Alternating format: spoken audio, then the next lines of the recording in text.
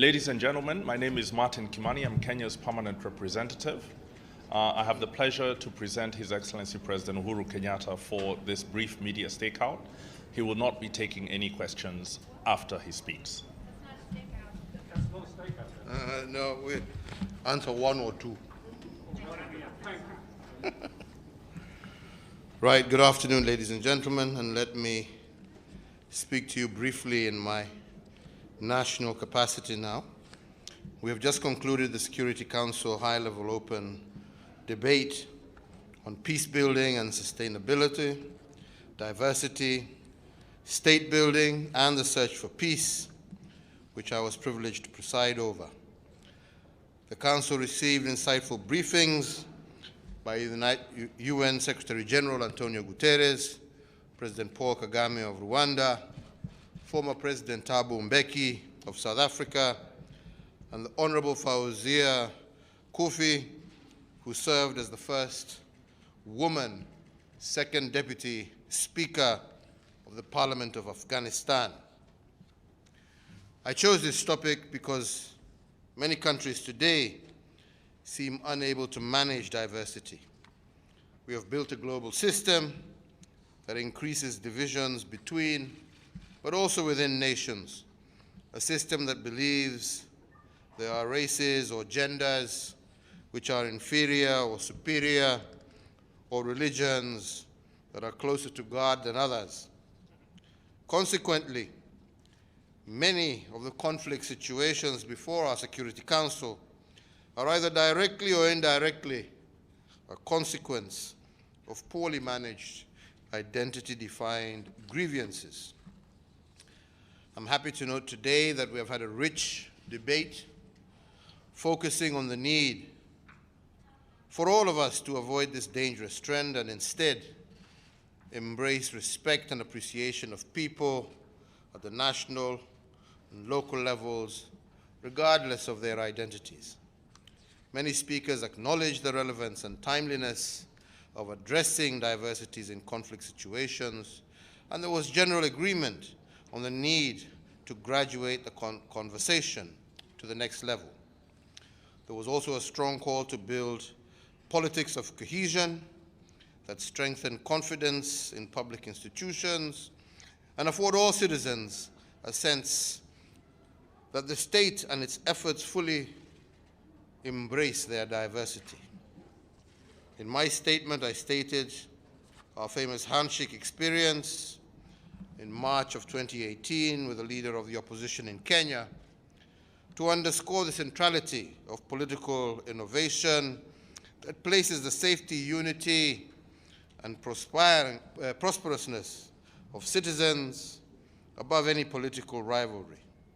At the national level, I recommended for countries to place constitutional and legislative safety nails on political competition to guard against exploitation of identity or to divide and create enmity between citizens, between regions, between nations. We also call for an education system that encourages critical thinking and a strong awareness of the importance of contributing to social peace and unity. At the multilateral level, we called on the United Nations and its peace-building initiatives to embed the appreciation of diversity and cohesion as a core deliverable in capacity building to strengthen states. Further, we also emphasized the need for a collaborative approach between states and the United Nations system, which mainstream media and technology companies owning social media platforms to counter hate speech and incitement. In the coming weeks, we will be exploring ways in which we can work together with other Council members to advance this important conversation in the interest of international peace and security. Thank you. Mr. President, James Bayes, Al Jazeera. Can we get your comments on another important development, which is your reaction to the International Court of Justice ruling, which clearly favours Somalia? Will your country respect the court's ruling? I think all I will say on that is the ruling has just come out. I need to go through it. Came out while we're in the session, but definitely before the end of the day, you'll be hearing my statement on that particular issue. Mr. President, Sherman Bryce, South African Broadcasting. A question on Ethiopia. Despite calls for an immediate ceasefire, an inclusive political dialogue in that country, we are now getting reports that fighting has resumed on all fronts. You might have seen that the United States has established a framework to impose sanctions on individuals that are fueling this conflict. Is it time for Washington to apply those sanctions in that framework? What's Kenya's position on the way forward? I think our position, which is the position of the African Union, is that we will continue to seek dialogue on all sides. We will continue calling for an immediate cessation of hostilities by both sides.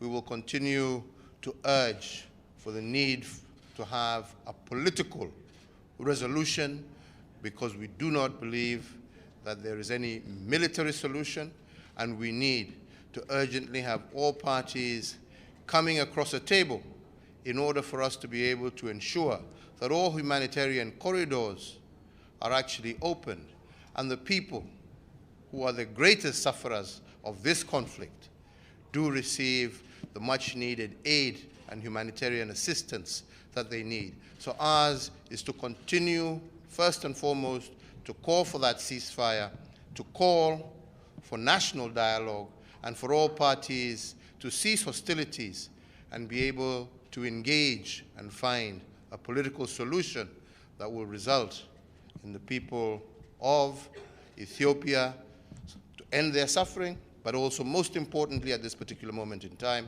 to ensure humanitarian access to all the people. Are those calls falling on deaf ears, Mr. President?